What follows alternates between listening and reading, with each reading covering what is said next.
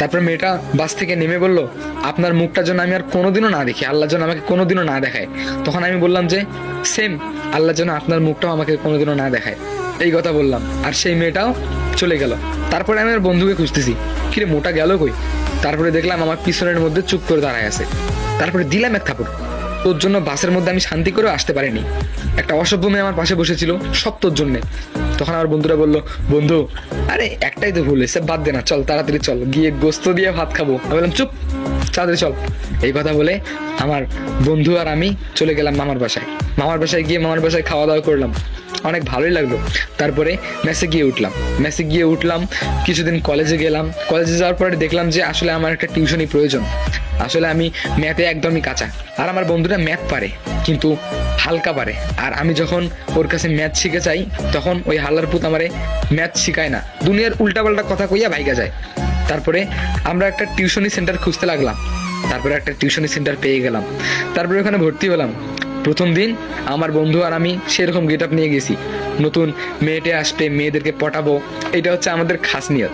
তারপরে আমরা সেই প্রাইভেট রুমে গিয়ে বসলাম। একটু পরে টিচার আসলো, তো আমার একটু ঘুম পেয়েছিল, তবে আমি চোখটা খুলে যা দেখলাম তা আমি নিজেও বিশ্বাস করতে পারতেছি না।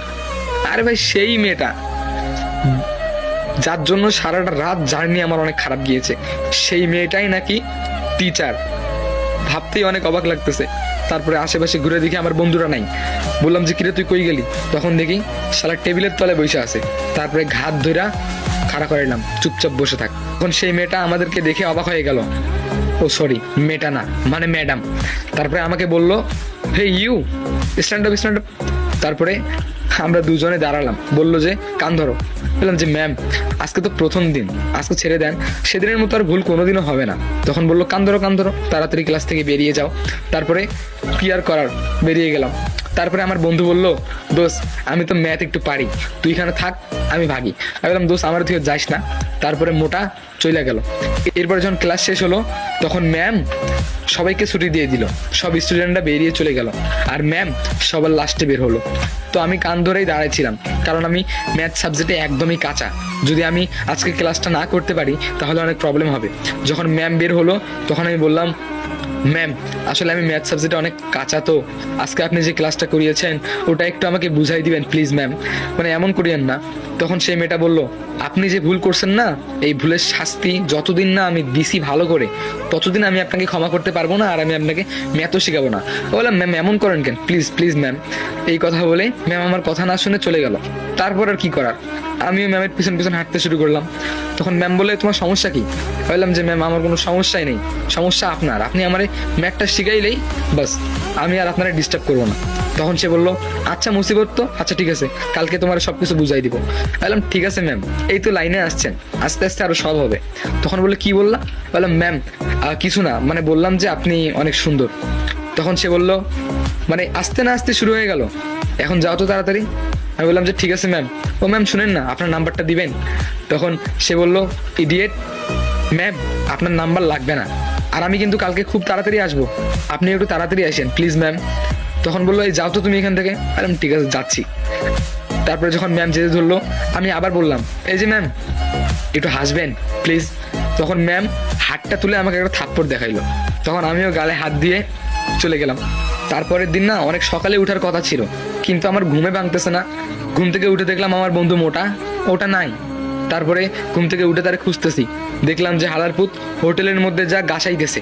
তারপরে আমি বললাম যে বাহ, আমার থুইয়া থুইয়া তুই খাইতেছো যেভাবে। তখন বললো যে আরে বন্ধু, আরে খাইছি তো অল্প একটু, তুইও বস না, খা না। তারপরে আমিও বসলাম, খুব শান্তি করে খাইলাম। তারপরে ঘড়ির দিকে তাকিয়ে দেখলাম, ও মাই গড, 9:30 পার হয়ে গেছে, আর আমার যাওয়ার কথা ছিল 9টার সময়। তারপরে মোটারে খাওয়া দাওয়া থুইয়া মোটারে নিয়ে তাড়াতাড়ি কইরা কোচিংয়ে চলে গেলাম। যায় দেখি ক্লাস শুরু হয়ে গেছে, আর ম্যামও ক্লাস নিচ্ছে। তারপরে আমি গেটের বাইরে থেকে দাঁড়িয়ে বললাম, ম্যাম আসবো? তখন ম্যাম বলল, আসেন মহারাজ, আপনার তো আসার সময় হলো তাই না? এই কথা বলে সবার সামনে আমাকে অপমান করলো। তো আমি বললাম যে ম্যাম আপনার মুখে কিন্তু মহারাজ ডাকতে শুনতে আমার অনেক ভালোই লাগলো। এই কথা শুনে ম্যাম আরও ক্ষিপ্ত হলো, বললো যে ইডিয়েট, তাড়াতাড়ি যাও ক্লাসে বসো। তারপর আমি ক্লাসে গিয়ে বসলাম।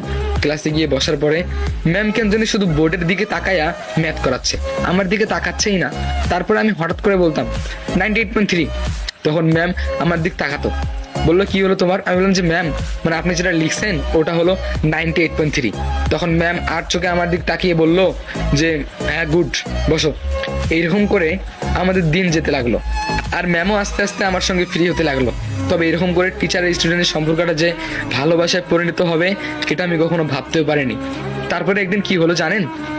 এটা হলো দ্বিতীয় পার্ট, আর তৃতীয় পার্টটা হয়তোবা লাস্ট পার্ট হবে, আর নয়তোবা আরও আপনাদেরকে সব কিছু খুলে বলবো। সো কমেন্ট করেন নেক্সট পার্ট দিব কি দিব না।